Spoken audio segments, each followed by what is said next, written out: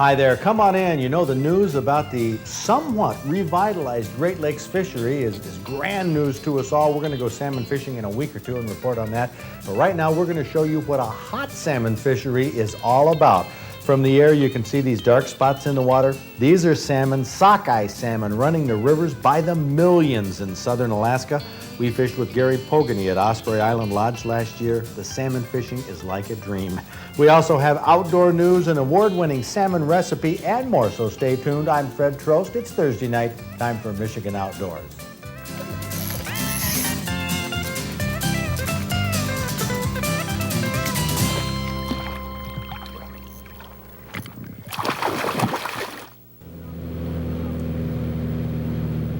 Gary Pogany's Cessna swings low over the waters of Lake Clark and Lake Iliamna to the west. This is the Bristol Bay region of Alaska, famous for its salmon runs. There's no way to drive to this country, or in this country for that matter. It's remote, 150 miles west of Anchorage over a major mountain range. Everybody up here, it seems, has a pilot's license. That's how you get around. And that's how we went from fishing hole to fishing hole, sometimes several in the same day. Gary looks for fish in the rivers and sets the pontoon down within 100 yards of migrating salmon. As I cast out into the rocky riverbed, I can see thousands of sockeyes streaming by. There we go!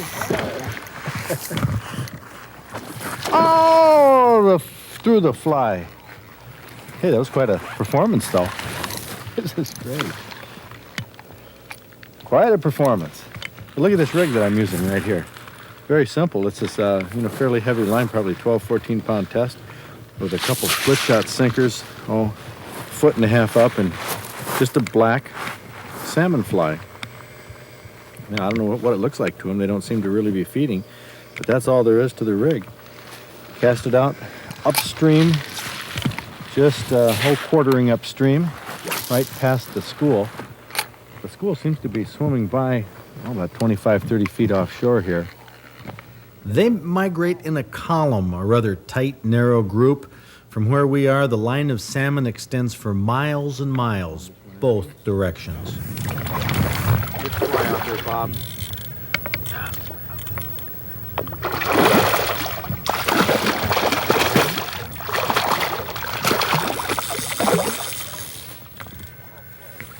Yeah, really close, too.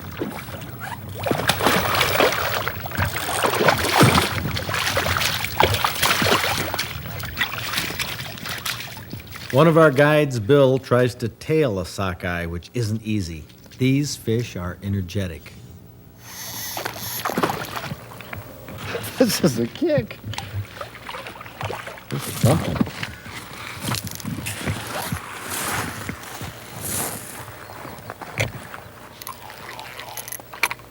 It's not like there's no fish to choose from here. Now, you'd think that fish is tired, wouldn't you? No, not by a long shot. We're fishing mid-July in the continental United States. It's hot, but in Alaska, it's a comfortable 60 degrees. The water's cold, and the fish never seem to give up.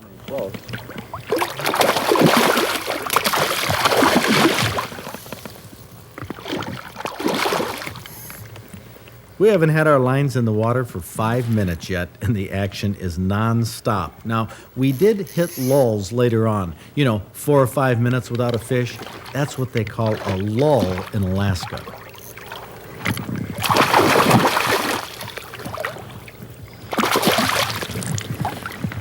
Now, this fish may not have been ready to quit, but I was ready, so I made my move.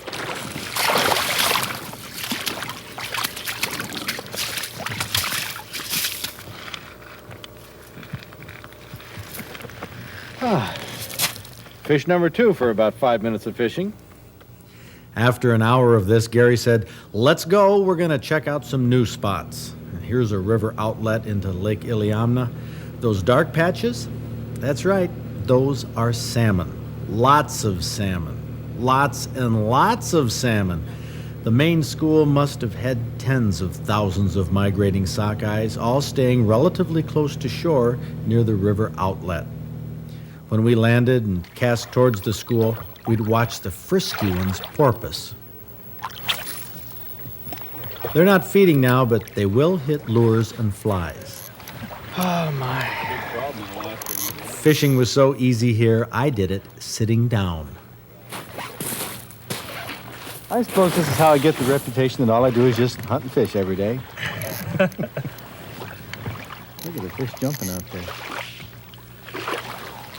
This fish is frankly a real pleasure to catch. Oh, great.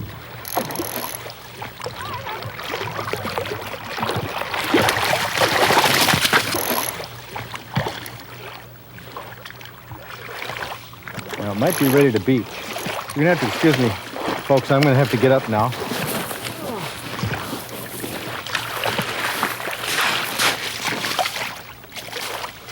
Okay.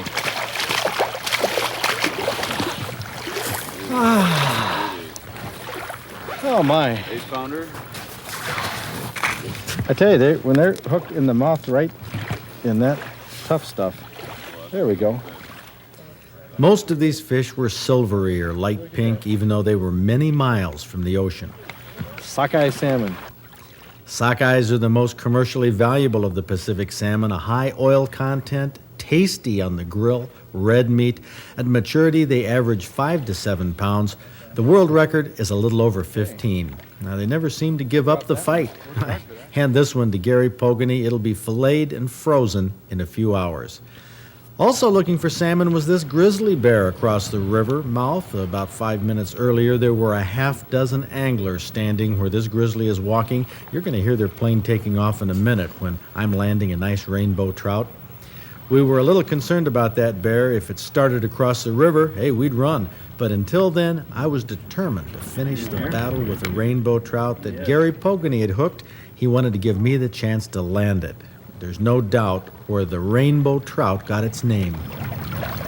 Oh, man.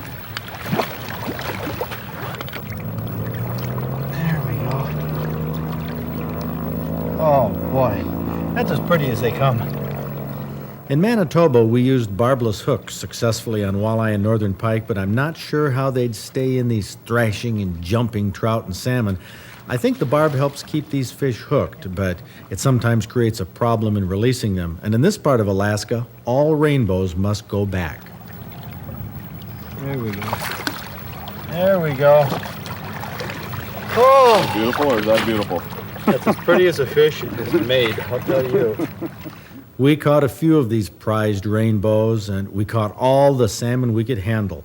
At Osprey Lodge, Gary and the guides would fillet these fish as soon as we got back. They'd be frozen in hours and on the grill soon after we got home. We only fished for sockeye like this one day in Alaska. If you can believe it, there were other fish to catch other places, and we spent 4 more days doing it.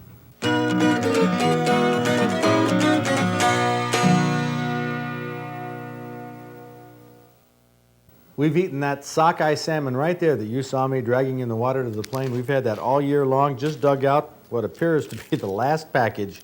Freezer burned.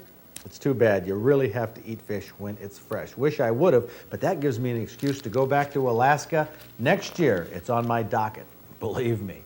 Now let's take a look at a fish that, well, actually it fights almost as well as the salmon, but it gets absolutely no respect. You know what I'm talking about, the carp.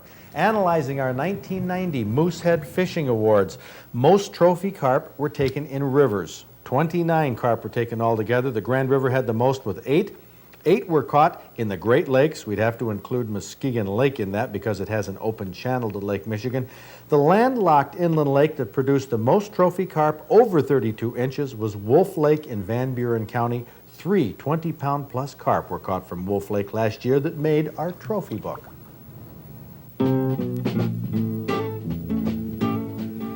This is one of those golden salmon that came from Wolf Lake, a 36.5-inch, 22-pound carp that Jeff Bly from Kalamazoo caught at 2:30 in the afternoon, still fishing with a perch minnow. You can bet that fish gave him a tussle. Look what Christina Ford from Holly caught casting a jitterbug for bass the last week in August in Lapeer County's Rose Lake. That's a 17-inch crappie, 2.5 pounds. Wow. Taxidermist John Hook pulls a lot of big walleye from the Ausable River. This 11-pounder hit a Rebel fast track just at dark the last week in August. On August 31st, 4-year-old Walt Buys III was fishing night crawlers with his dad on the Rifle River where they catch a lot of suckers. This was just at dark, 8:30 p.m., and little Walt latched onto a big one. Turned out to be a 22-inch inland brown trout. What a trophy. Another late August inland brown trout, 20.5 inches. Londa Kuiper caught it on a crawler from Newaygo County's White River. Guess what time? 8 p.m. just before dark. That's the key in late August. Just to get you ready for hunting season, here's Lonnie Latunsky's Shiawassee County buck. It just makes the minimum in our Williams Gunsight Hunting Awards. Now, it falls short in the point category. It has 9, needs 10, but it makes it on maximum outside spread. Our minimum is 18 inches. Lonnie's buck has 19. Bow season is just a month away. But salmon fishing is best right now. John Akaros was trolling a pearl dodger and glow squid off Alpena at 10 in the morning, a key time for king salmon, when the action went berserk just like the good old days. Well, me and a good friend of mine, Mike Matson, were out one morning. We couldn't get anybody else to go up with us for the whole weekend. And it was just me and him fishing, and this was like the second leg of a triple header. We were just putting a fish in the net, and this rod popped. And then about a minute into this one's battle, another rod popped. So me and him were just standing back there giggling and laughing and reeling fish. He's psyching us up for a return of the salmon with this 43.5-inch Chinook that weighed almost 30 pounds. So let's make John Akaros from Rochester our Outdoors Club Trophy Salmon Fisherman of the Week.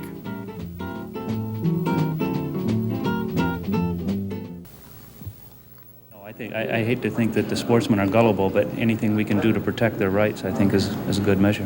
Representative Jack Horton commenting on the bill requiring truth in labeling of hunting scents. You know, anything we can do to help on this end is the way we should start, but I sure appreciate your initiative to get it rolling. Hey, guys like you that are making it happen. We're happy to help. Thank you. These comments were made by Representative Horton the day that what is now known as House Bill 5015, the Truth in Labeling of Hunting Scents bill, was brought to the House by Representative Robert Bender. His goal was to sign up co-sponsors, and a number of legislators, lots of them hunters, were glad to sign on. A key to the future of every legislative bill is this man, Representative Lou Dodak, the Speaker of the House. Unfortunately, he's a sportsman. Good to see you. Last time I was on your show, I think it was Big Buck Night. I didn't deserve to be there on Big Buck Night, but enjoyed the program. The only nice thing about that, Fred, is that my buck was actually bigger than yours. I know that, and that probably happened most every year. I'm not sure about that one, but that was also shot with a bow. Was yours shot with a gun or a bow? Gun. Oh, gun. Okay. I didn't have. You're rubbing it in here. Is No, what you're doing, I didn't have any success at all with a gun this year. Believe it or not, I mean, I had 2 shots with a bow, and really looked forward to the gun season, thinking I could really get into the bucks, and never got lucky. Never seen one come by, and it's just the way it goes with hunting, like fishing, right? Yeah. Did you use any scent products at all? No, I watched your show. And I came to the conclusion I guess they don't work, but I would definitely support the bill and will support it. And I think it's a good idea, and we need to run it through the process as quick as possible. Good, and you're a key man on this. Not a problem. Good seeing you. Take care. In the legislature has been Representative Tom Alley from West Branch. He's been trying for years to recreate the Conservation Department concept. When he signed on as a co-sponsor of the scent bill, I got a chance to ask him how things were going for sportsmen on this DNR reorganization. Not well. It isn't? It's going because we're finding that some of the environmental groups have come out and really taken me to task for the work that we've been trying to do, saying they don't want to change. Thus, we're going to plodding forward. We've been waiting for the governor's office to come out with some information. That's still waiting period on that one. So we're going to start with our new process, our new program, and present it to the people. I think we've got a workable program now, and we're going to begin pushing it, and by this fall, we're going to try and run something. How are the other legislators responding, to what you're doing? Overall, I think it's people are somewhat unsure. They want to go back home and listen to people. And I think it's now time that the hunting and fishing people begin to continue to call up the legislators and say, let's do something. Let's elevate our type of programs. And that's what we're still going to do, make a Type 1 agency, separate budget, and an administrator for hunting and fishing. And I think that's really necessary. So you thought that something would happen sooner than this, or was this on schedule? I thought it would happen much sooner than this. Like 1983 when you introduced the first bill? You're right. And we are moving slowly, but I think we're making some progress. We're making some progress with the business community, and hopefully the environmental groups will finally come online. But if not, we'll just move ahead without them. Representative Tom Alley has been working hard to give hunting and fishing a separate budget. But forces within the DNR and the environmental lobby have been working hard to block this. Now, I recently had an interview with our governor, John Engler, about the DNR. He spoke to me for a half hour about sportsman subjects, about the future. Parts of this interview will be telecast in September. And overall, I'm encouraged with what I think the governor is going to be doing for sportsmen. We're still waiting for him to make his move. He'll explain why in September. Now, we've been doing a lot of investigating on the DNR, their budgets, how they're spent, their statistics, how they're derived. Last week, our SOS Bureau Director Charlie Keenan rooted out some information on a news release that we saw. Maybe you saw this too in newspapers or magazines. A report that said that paid license holders in the state of Michigan increased by a whopping 22.3% between 1989 and 1990, with an additional 209,660 hunters buying licenses. Now, an increase like that really didn't seem possible, so Charlie Keenan investigated. Well, we looked into this, and there's no way that that could be the case. All of the licensed passbook sales are flatline. We tried to set up some interviews. We were told that we couldn't have the interviews and that they wanted to put everything in writing. So obviously, they don't want us snooping into this thing. Last week, we wanted to set up some interviews with the DNR to talk about the licensing system. We were told that we couldn't. We were not welcome. The way DNR upper management put it was, they said, people are uncomfortable about doing interviews with Michigan Outdoors because of the way you've criticized the department in the past. Well, hey, this is the United States of America. We deserve to know about this information. Check out the statistics. And I think this lays the groundwork for what is going to be a rather interesting and exciting and controversial September ahead here on Michigan Outdoors.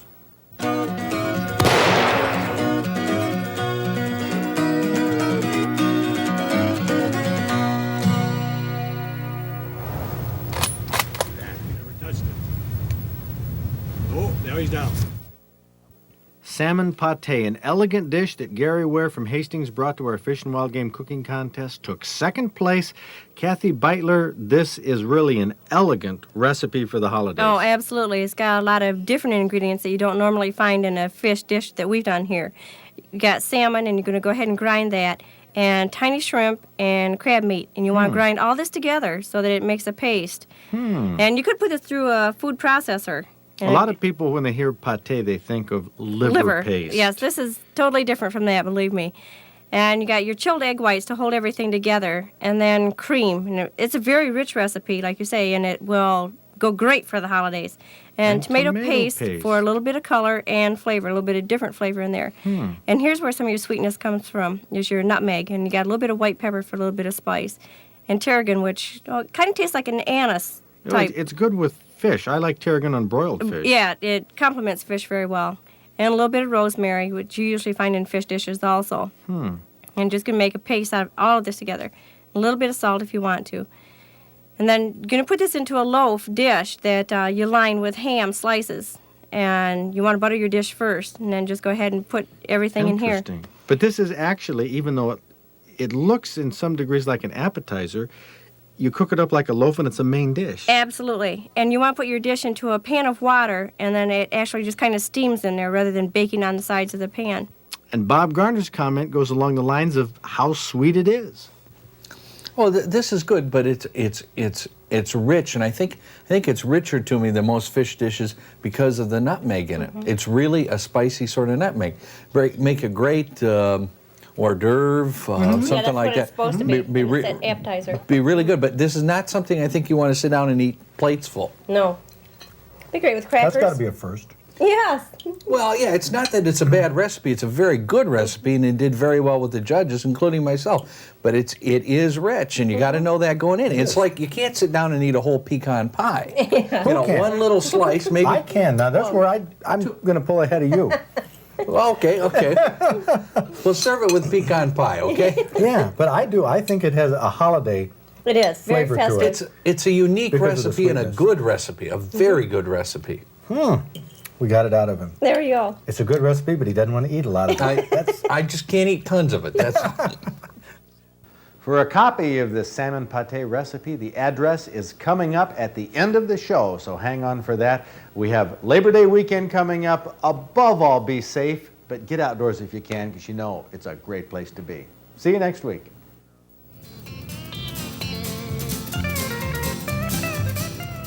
Next week on Michigan Outdoors, the 1991 waterfowl forecast and a report on the biggest problem confronting duck reproduction nowadays. Aside from habitat, predators, foxes, raccoons, and skunks are wiping out ducks around potholes, a problem that's becoming epidemic in duck breeding areas. Also next week, a report on Michigan's hunting and fishing licensing system and statistics, a hot controversy, all this and more next week, right here on Public TV. I suppose this is how I get the reputation that all I do is just hunt and fish every day.